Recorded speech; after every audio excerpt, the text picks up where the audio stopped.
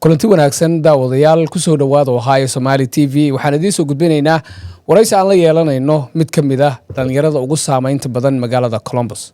Barnaamijka Haldoor ee Ohio Somali TV waxaan marti ku ah Anisa Liban oo ah gabar dhalinyaro ah isla mar ahaantaana haysa shaqo ama shaqooyin aad u tiro badan una culays badan. Aniso haatan waa Madaxweyne Xigeenka Westerfield Schools.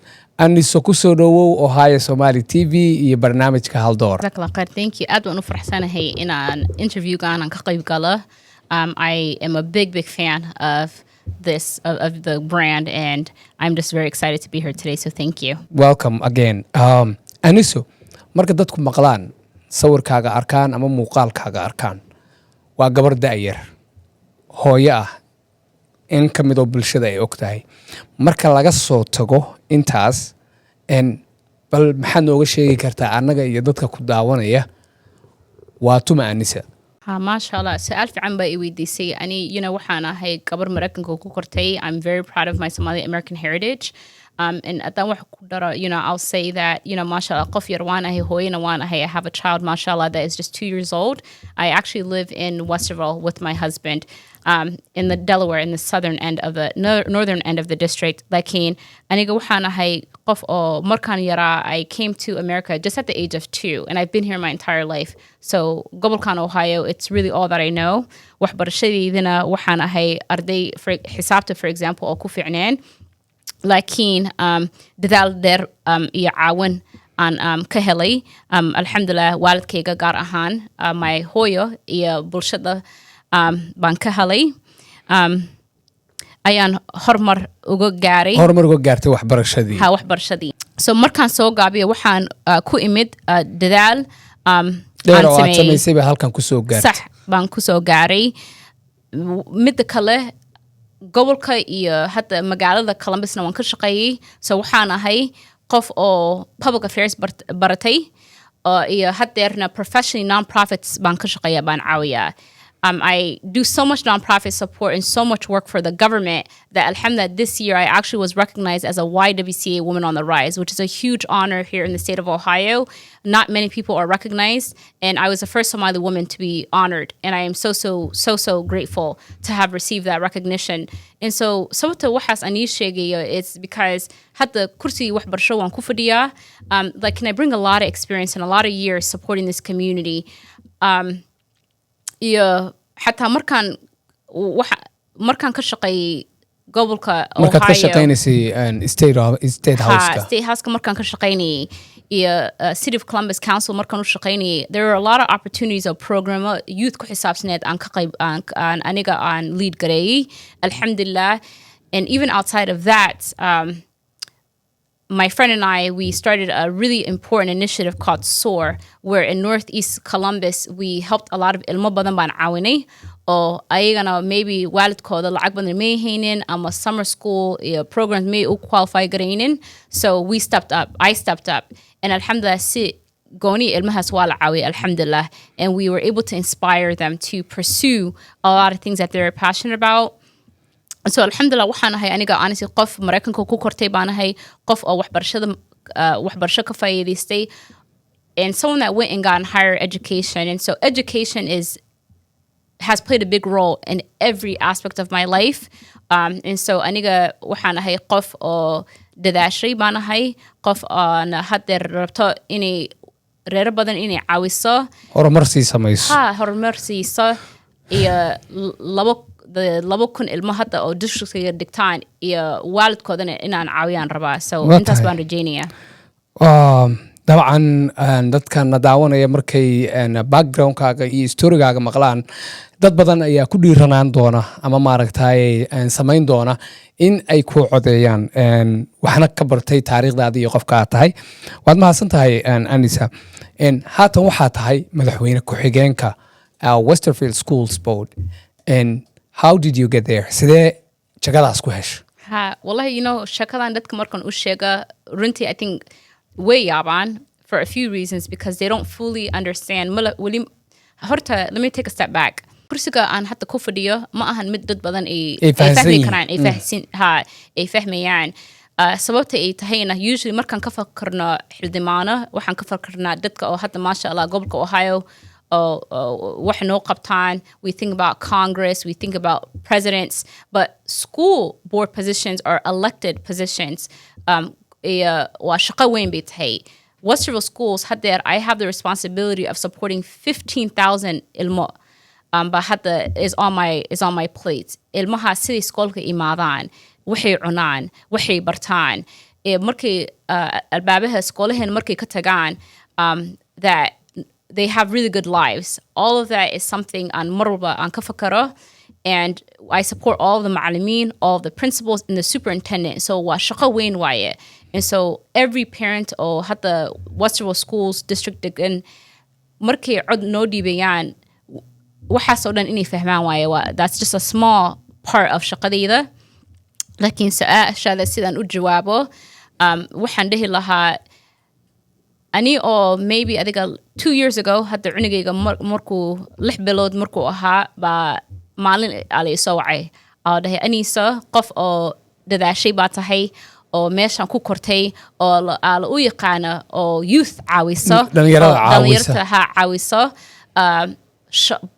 there's an opportunity qof baa hadda kursiga banaynayo ma noo imaan kartaa mana caawin kartaa runtii waan diiday because anigana hooyo baan ahaa oo cusub first child cunugaygana wuu yaraa so opportunityga maxaan dhahay not this time baan dhahay subhanallah I want to say 4 months later haddana la ii imaaday I'll dhahay Firi we really need you maba ahayn like waa la ii sheegay we need you baa la dhahay si toos waa ku baahan si toos ah baa la ii sheegay waan dhegeysaday waan ka fakaray like any hooyo I spoke with my family I got my alhamdulillah my husband's support and I made the decision to accept the role waan apply gareeyay kabacdi waa la ii sheegay dad badan inay positionka inay u apply gareeyaan soo codsadeen inay soo codsadeen maasha Allah lawyer macallimiin former board members adiga dad badan baa rabeen kursiga ba anaa la ii doorsaday sababta la ii doorsadayna it was adaa lagu doortay anay doorteen because of qualifications kayga because of my track record waxa la dhaho and runtii haddaan isku sheegno Westerville schools haddeer it's growing reero badana waan leynahay oo ka ah the school district codna way u baahan yihiin hadaa runtii la isku sheegayo and I think hadda waa la gartay that we need a voice at the table so aniga I was honored I accepted it sanad dhan baan hadda kursiga ku fadhiyaa sanadkaas dhan aan hadda kursiga ku fadhiyo runtii waan dadaalay shaqo fiican baan qabtay macallimiin badan baan caawiyey macallimiinta dhan oo Soomaali ah oo hadda iskoolaha noo dhigtaan baan la kulmay waxay ayaga arkeen ka hor aniga intaan imaanin baan waad kala sheekaysatay waan kala sheekaysaday notekeyga waan qaatay kabacdi boardkan u geeyay aan dhahay here are opportunities of improvements waxa la ii sheegay maxaan ka qaban karnaa Soomaalida markaan meel la saaro as a community I went to other communities the Latino community baan aaday I went to our growing Nepali community I went to so many communities their leaders baan aaday honestly waan la hadlay adinka caawin maxaa u baahantii because aniga haddeer I'm not just Somali bas aniga hadda ma ihi because hadda waxaan la fadhiyaa ani bas baa ah qof oo madow ah qof Soomaali ah qof xijaabsan ah oo qof oo cadaan ahayn aniga bas baa ka ah meesha so every community in the district anay fiirinayaan our madow neighbors our Latino neighbors our Asian neighbors qof walba anay fiirinayaan dhehayaan Anisa cod adaa hadda noo ah you're the closest person to understand debaatadeena maxaa noo qartaa so I take that responsibility very very seriously and so with that being said sanadka aan joogay I talked a lot about the importance of inclusion waxa la dhaho so ilmaheena iyo reeraheena they feel like meesha they belong and there's no cunsurinimo ilmahood haday rabaan wax inay la caawiyaan waa la caawin karaa wax waxay u baahdaan caawimaada wax caawitaan haday u baahnaan inay helayaan kalsooni badan bay hadda waalidiinta iyo ardaydu kugu qabaan sax exactly waa tahay so all of that baan qabtay but what I'm even more proud of is policyga aan hadda bedelay sanadka aan ku fadhiyay before anay meeshaan imaaday aan imid qof walba for example board meetings ka qof aday turjumaan u baahnayeen ama aday rabeen inay wax inay ka hadlaan waa la u diidi jiray laakiin aniga waxaan dhahay fiiri waxaan macquul ma ahan de a lot of dad by imaaniyaan oo luqada oo qaanin 3 daqiiqana adaa u dhibtay inay hadlaan ay ku adag tahay way ku adag tahay mana fahmi karna the whole reason hatta kursigan ku fadhina is so cod ba dadka u noqon karnaa and we understand waxay noo sheegayaan aan wax la caawin karnaa so policygas hatta waa la bedelay alxamdulillah waxa haddana now we're allowed turjumaan in dadka inay hayaan saacadana waa la badiyay ay dadka hadli karaan ina waa wax aan la farxay since policygas aan bedelnay runtii meeting walba at least hal qof Soomaali ba imaadaan alxamdulillah so waa barrier hatta la address garay midda labaad aan aniga la farxay waxay tahay a few months ago scholar walba not just Westerville schools but gobolka dhan a lot of our public schools lacag hatta waa laga yareeyay waanu imaanaynaa may helen but aniga hatta waxaan qabtay waan u sheegay ESL programs kii rabeen inay joojiyaan or macallimiin inay ceeriyaan and a lot of our ilmo obviously waa la yaqaanaa waxaas inay ka faa'iidaystaan so vote-ka dhan anaa meesha no ka dhahay keligaygaan ahaa iskoolaha waan galay macallimiinta waan la hadlay daydada iyo wax walba dhan waan soo qaaday colleagueskaygaan u sheegay we have to vote this way and here's why and so I'm very proud that I'm a leader that doesn't just vote how others vote. Aniga, I always think very carefully about the impact of our decisions.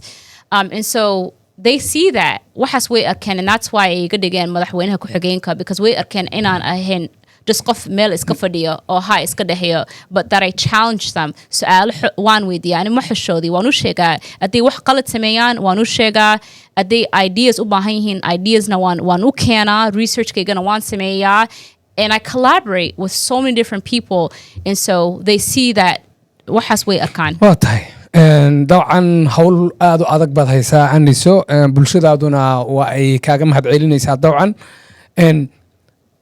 marka laga tago inaad madaxweyne ku xigeen tahay shaqadaada dibliga ee hoose maxay tahay mashallah what's your role in Westerville schools so my role sidaan sheegay waxay tahay waxayna waan ka hadlay it's to support the superintendents hadda school district kana Westerville schools waxay kala duwan tahay waxay uga duwan tahay iskuulada kale waxay kala duwan tahay a lot of the other schools hadda gobolka dhan we're the 11th largest school district baan ahnay meaning ilmo badan baan hadda haysanaa in the school in Ohio 900 public schools baa jiraan just take that in 900 public schools baa leenahay of the 900 Westerville schools is the 11th largest so that's a big budget I'm responsible on uahay a lot of macallimiin almost 5,000 macallimiin that I'm responsible for making sure how they're hired that caawinta ayaga u baahan yihiin inay helaan and board leadership waxa la dhahaan ku jira meaning week walba koolal baan ku jiraa shir baan ku jiraa with the superintendents iyo shaqaalahood teamkeedaan la jirnaa so anytime xanuun cunug gaarto arrimahaas dhan baan la caawiyaa iskoolaha advice baan u dhiibnaa budgetka hadda more than adiga $300 million budget baan at any given time ba mas-uulna aan ka ahay lacagaha taxpayerska lacagtooda sida loo isticmaalo building hadda iskoola qaar baa la arkaa marka at the Delaware County hadda meesha anaga degan yahay maasha Allah iskoolahoodu way fiican yihiin de because communityga lacag badan hayaan laakiin markaa fiirisid you know a lot of the elementary schools or maybe u dhow Cleveland Avenue iyo meelaha southern end of the districts waad aragtaa bildimo oo gaboobeen oo duqyaal ah bildimo oo duqyaal ah baad aragtaa so there is not equity there's not fairness across the district because waa school district oo weyn and every community waa different magaalo badan ilmo magaalo badan waga imaadaan we have reero oo Gehenna ka imaanayaan reero Columbus ka imaanayaan Westerville laba counties dhan ka imaanayaan so shaqadii waxay tahay to ensure uniformity to ensure that there is equity across the district so hal school ilmahod they musqulaha if we need to upgrade the musqulaha saas inaa la sameeyo hadii la hagaajiyo loo baahdo la hagaajiyo waan sameey karnaa ada playground la hagaajinayo arrimahaasna inaan prioritize garayno. So there's a lot of things that a school board member is responsible for, but the primary is maintaining the budgets, supporting the treasurer, make sure the superintendent support any helan, and every building aniga week walba waan isku dhamcaa building inaan gala. We have more than sudden building baan leenahay. So waa school district weyn waaye. So week walbana iskoolaha waan aadaa, macallimiinta waan la xiriiraa, principal yaasha waan la hadlaa, and then si gooni ahna parent meetings na waan aadaa. So shaqadan roolkaana waa truly volunteer waaye. So waqti badanna way iga baahan tahay, waqti badanna waan geliyaa. And then board meetings ka aan community ga aan u haynana meeting yaashaasna inaan u diyaar garoobo. Waatahay. And Anisa hadda waxaa socda ololaha aad ku doonayso in dib lagugu doorto kursigan ama jagadan madaxweyne ku-xigeenka Westerfield Schoolska. Haddii lagu doorto maxaad ku soo kordhinaysaa shaqada hadda aad hayso? Masha Allah, aniga waxaan ii sheegi karaa hadda Westerfield Schools, I'm really proud. Shaqada siday hadda u qabtaan anisa waa waxaan la farxi karo. Ani saas baan u moodaa. Sababta ay tahayna, it's because when it comes to financial management, sanad walba awards hadda alhamdulillah waan helnaa. So we know iskoolaha lacagta inay geynayaan meesha loo baahan yahay, laakiin dhibkana hayso waa dadka ma isfahmayaan. So there is a gap there. So aniga waxaan rabaa anaa sameeyo macallimiinta iyo waalidka ana isla xiro. Hadda maalmahan ana isku xiro, because haddeer if you have a kid in the district, shan app baa lagaa baahan yahay inaad maalin walba ana fiirisid. Yeah, waxaa samayn kara dadka way shaqeeyaan, waa very busy. So waxaasoo dhan simple inaa laga dhigaan aniga isku dhimcayaa. Meetings ala qabto oo saacado realistic ah ama xataa sabtiga hadda ay tahay, because meeting ala waalidka la u sheegayo 2 p.m. ama 3 p.m. ama 6 p.m. no imo, dad badan way shaqeeyaan. Ilmahana iyo reerahana community gana, for example, we're people that we're working class. Dadkana, they don't have the luxury of being at schools during those hours. And saas markay dhacdo, a lot of families ilmahood dib bay u dhacaan. And so ma imaadaan. So waxaas dhan waan aqaana. So I really want to make an impact there. Midda kale, I really want to ensure that ilmahana, that they are competing with their colleagues across the district. Hadda alhamdulillah ilmo walba tartan bay kula jiraan waxbarashadood, laakiin hadda gobolka Ohio data hadda baa la noo dhibay from 2023 reading na everywhere in Ohio, not just Westerville schools, but ilma dhan oo Ohio digan, third graders in particular, reading ka hadda challenge bay u tahay. Sababta ay u tahayna, they were still doing the research, laakiin aniga waxaan aaminsanahay ilmahana inay u baahan yihiin one-on-one support. So again, reer walba tutoring service ma afford garayn karaan ama waqti ma u hayaan ilmaha tutoring inay geeyaan, laakiin app baa jiraan, and there's a lot of ideas that we can present to iskoolaha aad dhihi karna firi, ama even community gana qof baa hadda business leh ama program leh, ilmahana xisaabtii la caawin karaan, reading bay la caawin karaan. How can we partner these organizations with iskoolaha? So qof baa u baahan yahay oo saas u fakarayo. Because dadka waxay aadaan waxay yaqaaneen and waxay what they can trust. And so there's a lot of miscommunication oo iskoolaha ka jira. I really want to help that. And so aashadan haddana sidaan u jawaabo, I think something out about one of the things I really look forward to hadda right now being on the board is making sure that we increase employment from all communities. Hadder, like I mentioned, from our community, for example, we have maybe shan macallimiin oo Somali ah. Like, I would love to see a soccer coach or Somalia. I would love to see someone handling transportation or Somalia. There's so many opportunities for all of our communities, whether it's the Latino or the Asian community. So making sure that the employments in the school is diverse is very important to me. So waxaan ka shaqeynaya. Anisa waxaa jira hadda waxaa socdo ololo lagu doonayo in lagu yareeyo amaba meesha looga saaro dhaqaalaha lagu bixiyo Westerfield Schools iyo iskuulada guud ahaanba. Arintaas saamayn intee le'eg bay ku leedahay iskuullada haddii dhaqaalahaas la waayo waa su'aal fiican haddeer waxaa socdo earn income tax ballot measure sababta na la u sameeyey oo hadda weekan ilaa November 4th at darabtiin aanad u codeysiin and support the issue is because gobolka Ohio this year waxay sameeyeen go-aan bay gaareen inay iskoolo badan inay millions of dollars inay ka jiraan ay u dhiibaan different schools public schools na waa Mareykanka as you all know cunug walba xaq bay ku leeyihiin waxbarashadood so waa free public education ma helaan lakin if the community isn't investing in skolaha wax ma helaan lacagta skolaha sida u helaana is two ways it's a shared responsibility between gobolka Ohio and the residents ka alhamdulillah mar walba lacag way noo dhiibaan lakin gobolka mar walba lacag yar noo dhiibta so hadda situationka for Westerville schools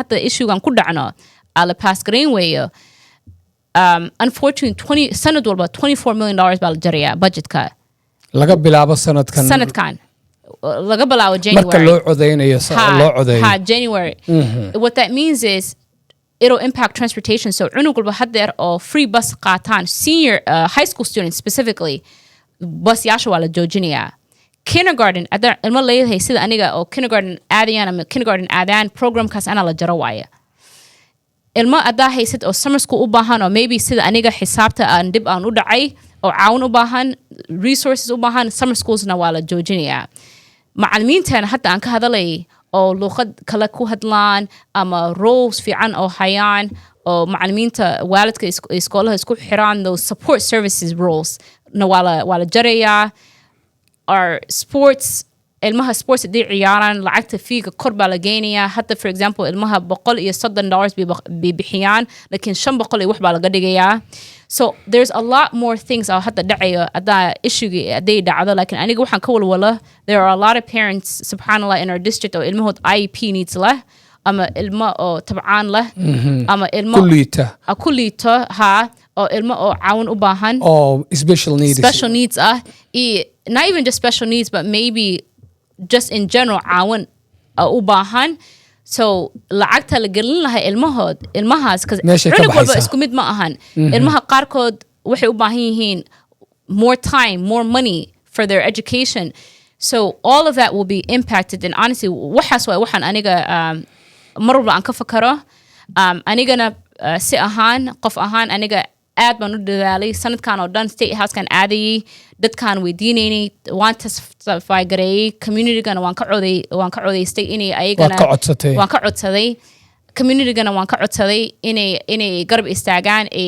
xildhibaanahood inay wacaan letters ay u qoraan ay dhahaan please koolahan lacagta laga jirin anakana waxaa samayn karnay waan samaynay lakin at the end of the day we're just a small percentage of communitygaan ahnay so aniga waxaan rajaynayaa qof walba inay researchkooda inay sameeyaan even adaa haynan cunug oo hadda iskoolaha noo dhigan maybe waa haysa cunug oo iskoolaha ka qalin jabeeyey so please markaa vote garaynaysiin cunug walba ka fakara sax waata Aniso haatan ololaha wax xagee maraya hadda wallahi howlaha meel fiican bay noo maree campaign ahaan baad ka wadaa your campaign mashallah campaign meel fiican bay noo maraysa I'm so happy and you can see from my face I'm very happy because something I can say Anisha kara I've never seen a campaign like this honestly in Columbus coalition baan hadda build garaynayna or leaders from across the state ay isku imaanayaan xildhibaano from across the state ay taageerayaan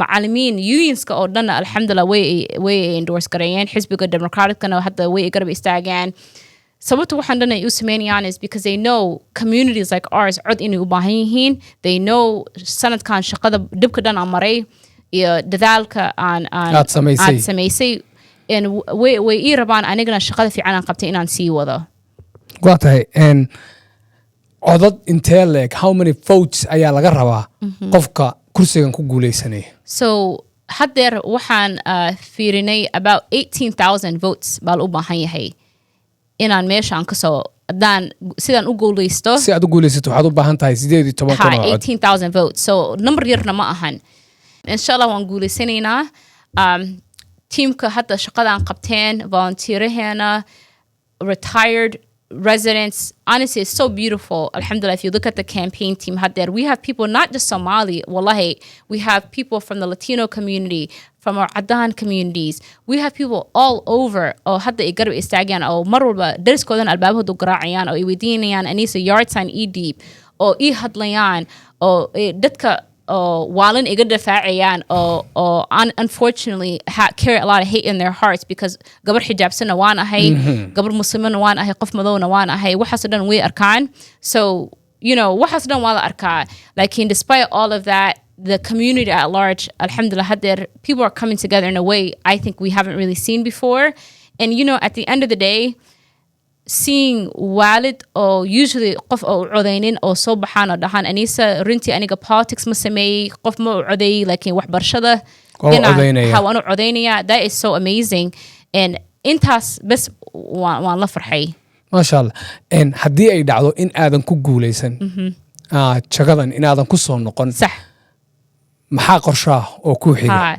So horta inshallah, if I don't win, here's one thing I know for certain.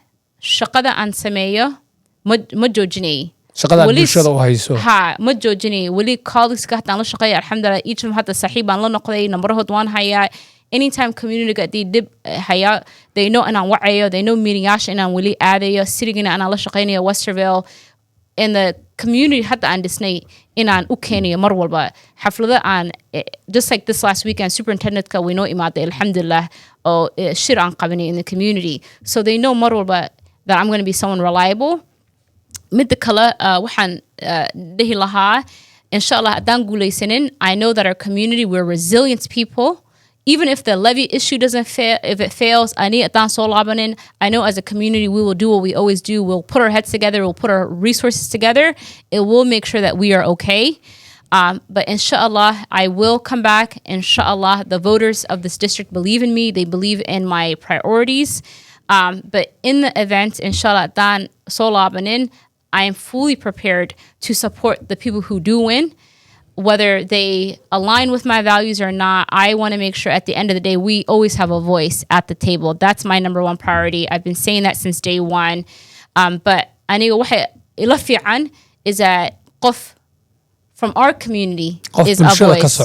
Qof bulshada ka soo socda inay meesha noo joogaan. Ba aniga ila fiican, ila qurux badan, waxaana ila qurux badan. Qof shaqa fiican oo qabtay inay sii wadaan, and for votes to not be splits in the community, because at the end of the day, none of this matter. I will continue to work. I will continue to get more opportunities, inshallah. But our ilmo that are in the school, those mamoin, those aba that are working so hard to make sure that their kids get the help that they need, those are the people that I'm honestly worried about, because they are not going to go to board meetings. They're not going to call these board members. So that's what worries me. If we don't come together as a community, we won't have a voice, and the schools are already going to be in a big issue. So it's important now in niscaawino. Haddii aad ku guuleysato, maxay uga dhigan tahay bulshada Soomaalida iyo bulshooyinka aad matasho if you win? I'll say that inshallah, it will be something that we'll all be proud of. Alhamdulillah, sidaan sheegay, hata sanad baan kursiga ku fadhiyaa. I made history in September as the first Somali woman ever to sit on the school board in the state of Ohio. And wax dad badan ay la farxeen. I remember the first day that I made the dispatch. So many people, it doesn't matter what your dean is, what your race is. So many people by emails, no sodriyan, letters, no sodriyan, thanking the school district for choosing me. The community was very, very proud. Our community was very proud. So I was appointed at that time. My colleagues chose me. Like in Adangule, so that means the voters endorse then. That'll be huge. That means that we will be able to demonstrate that the district made a good decision in Imeshi Kanan, and we will be elected. Midakala, I think this will be really great for the families and for Ilmaha, inshallah. And for the families that haven't had a chance to engage with me, now they have afar sana. Because kursigan wa afar sana waye. Afar sana da kafakartid, that's their entire high school. That's most of their elementary. That's their entire middle school. I will be able to follow their entire journey. That's something really beautiful. And so inshallah, afar sana, I really hope to be able to keep my seat so that I can make a positive impact over 4 years on thousands of ilma, inshallah, baan rajaynaya. And ugu dambeyntii waxaad la soo shaqaysay you work with CARE, City of Columbus and State of Ohio. Mustaqbalka inaad siyaasadda ku biirto ma rajaynaysaa?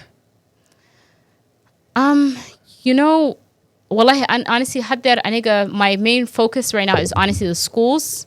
It's there because sidaan sheegay hooyana waan ahay oo cunug yar leh. And something I say at all of my forums is I'm thinking about the future of this district. Waxaan rabaa cunug walba inay skoolahan inay markay yar yihiin ilaa ay qalinjibiyaan inay experience fiican runtii inay helaan. Aniga, that's my focus right now. And I can't think about any other things. Inshallah, there will continue to be more opportunities. But I think for me, as Hoya, as a young parent, I really just want to make sure that, because I see all these in and he's in preschool, he goes to kindergarten, first grade, second grade, all the way through high school. I can see each kid. Because I'm not going anywhere, inshallah. I will always advocate for my kid in preschool, in kindergarten. And as I'm advocating for him every year, because he's so tiny, I can advocate for so many kids every single year. Illa u qalinjabiya, inshallah. Waxbarashada heerka horumarka gaaro. Aniso, haddii lagu yiraahdo bulshada la wadaag one message, hal fariina, maxaad oran lahayd? Waxaan oran lahaa, you know, adaa caawin u baahan tahay ii imaada ii waca. There are board meetings monthly. Dad badan weli ma yaqaaniin haddii caawin u baahan yihiin inay soo wici karaan, ay email ii soo diri karaan. And what I will promise is that the superintendent, whatever your issue is, whether it's big or small, whether it's embarrassing or not, it's important that you advocate for your child. So please contact me. I will always make sure that your issue is prioritized. So make sure that you reach out to me so we can get that issue addressed, inshallah. And caawinta aad u baahan tahay inaad heli kartid. That's the first message. And the second message would be that, inshallah, if you live in the Westerville School District, whether ilmaha ay skoolaha dhigtaan ama aday qalinjibiyeen ama even ilmaha taa daahinin, adaa dhigantahay the Westerville School District oo xaafad ku leedahay the Westerville School District, inshallah, ii codeeya. If you live in Franklin County or Delaware County, labadood, you can vote, inshallah. Early voting haddeer bi balowsmatay ilaa November 4th. November 4th na waa maalinta la codeynayo. So inshallah, ii codeeya ee garab istaaga. Shaqo fiican hadda waan qabanay inaan sii wadaan rabaa. And then finally, I will just add that the school levy issue, hadda waxaan ka hadalnay skoolahena hadda $24 million baa laga jariyaa sanad walba.